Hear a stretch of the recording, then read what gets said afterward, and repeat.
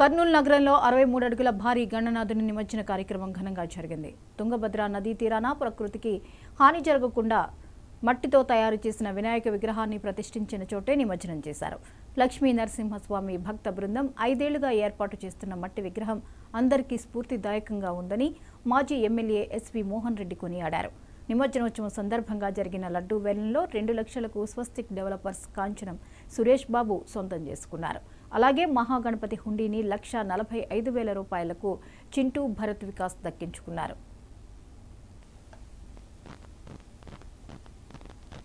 భారీ మట్టి వినాయకుడు 11 రోజులు పూజలు అందుకొని ఈరోజు నిమజ్జన కార్యక్రమం జరుగుతూ ఉంది.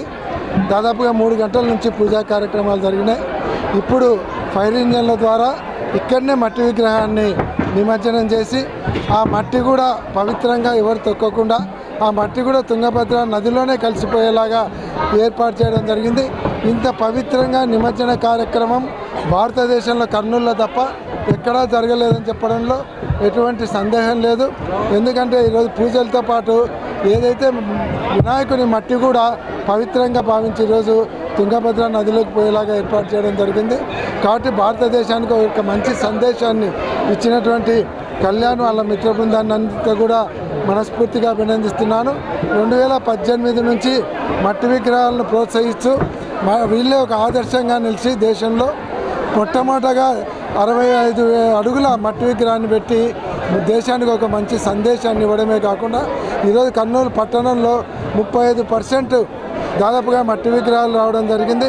రాబోయే కాలంలో ఇదే స్ఫూర్తితో 100కు 100% కర్నూలులో మట్టి విగ్రహాలు పెట్టేలాగా ప్రజలను ప్రోత్సహించే కార్యక్రమం కూడా తీసుకొని ముందరికి పోతూ ఉన్నాం.